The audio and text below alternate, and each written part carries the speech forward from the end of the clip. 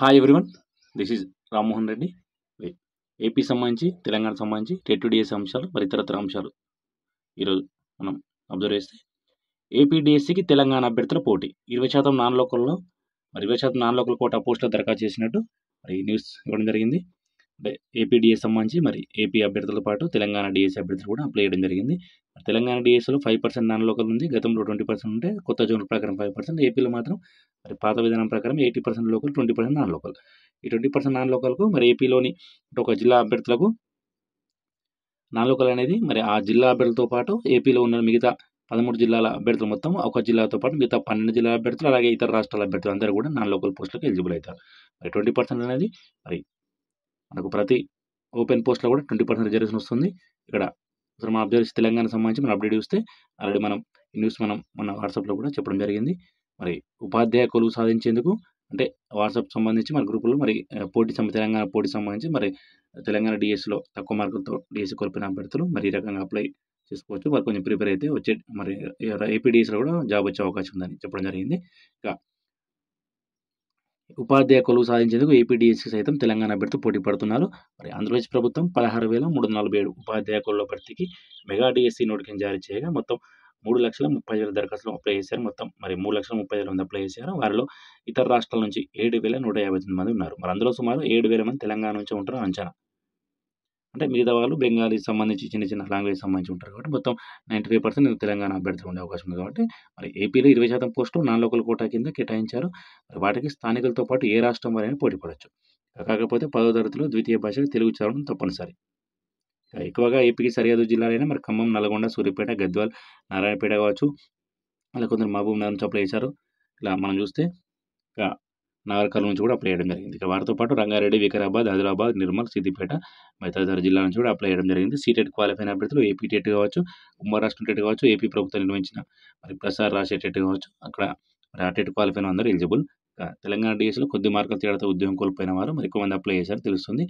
June 6 నుంచి మనకు July 6 వరకు ఆన్లైన్లో ఎగ్జామ్ జరుగుతాయి. అంటే వచ్చే నెల జూన్ 6 నుంచి మనకు జూలై 6 వరకు ఎగ్జామ్స్. ఇక తెలంగాణ టెట్ సంబంధించి కూడా మనకు జూన్ 15 నుంచి జూన్ 30 వరకు తెలంగాణ టెట్ జరుగుతుంది. సో అభ్యర్థులు అయితే ఇక టెట్ డిఎస్సి సంబంధించి మరి వచ్చే నెలలో మనకు పరీక్షలు ఉన్న విషయం తెలిసిందే. ఇప్పుడు ఏపీతో పాటు తెలంగాణ టెట్ సంబంధించి కూడా మరి పరీక్షలు ఉన్న విషయం తెలిసిందే. ఇక మరి తెలంగాణ సంబంధించి ఈ నెల 20న డిఈసెట్ 2 సెషన్లో ఎంట్రన్స్ ఎగ్జామ్, రాష్ట్రంలో డిఈడి, డిఎస్సి డిప్లొమా సంబంధించి ప్రీ స్కూల్ సంబంధించి కూడా మనకి ఎగ్జామ్ సంబంధించి ఈ ఎంట్రన్స్ నిర్వహిస్తున్నారు.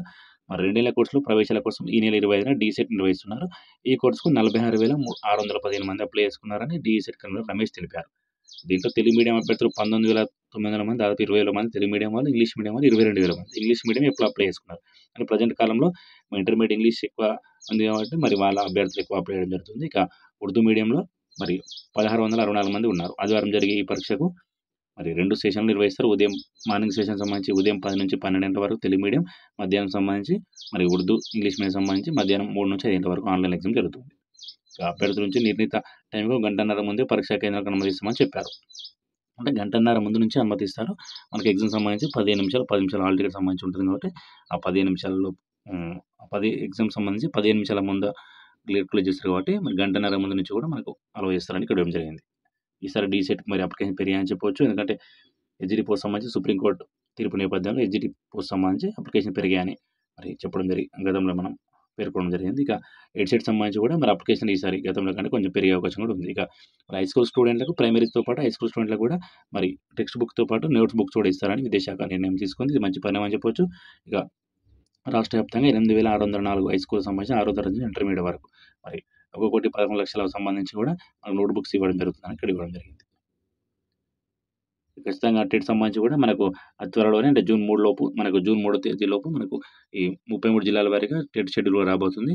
డిఎ సంబంధించి కూడా ప్రభుత్వం త్వరగా నిర్ణయం తీసుకోవాల్సిన ఉంది. 10,000 పోస్టులకు ఖచ్చితంగా మరి డిఎస్సి నోటిఫికేషన్ అయితే ఖచ్చితంగా ప్రభుత్వం వెలువడేందుకు మరి వెంటనే చర్యలు తీసుకొని అభ్యర్థులు కావచ్చు, అటు అలాగే మోడల్ స్కూల్ సంబంధించి కూడా, అలాగే గురుకులాలకు సంబంధించి కూడా మొత్తం టీచింగ్ సంబంధించి ప్రభుత్వ పాఠశాలలో, గురుకులాల్లో, మోడల్ స్కూల్లో అన్నింటిలో కూడా మనకు ఖచ్చితంగా ఉపాధ్యాయ పోస్టులు, లెక్చరర్ పోస్టులు, ఇక్కడ గురుకులాల్లో కూడా మరి టీచింగ్ పోస్టులు భర్తీ చేయాలని అభ్యర్థులు కూడా ఎదురు చూస్తున్నారు. కాబట్టి ఖచ్చితంగా ప్రభుత్వం మరి త్వరగా డిఎస్సి మరి గురుకులాలపైన నిర్ణయం తీసుకోవాలని మనం కూడా కోరడం జరుగుతుంది.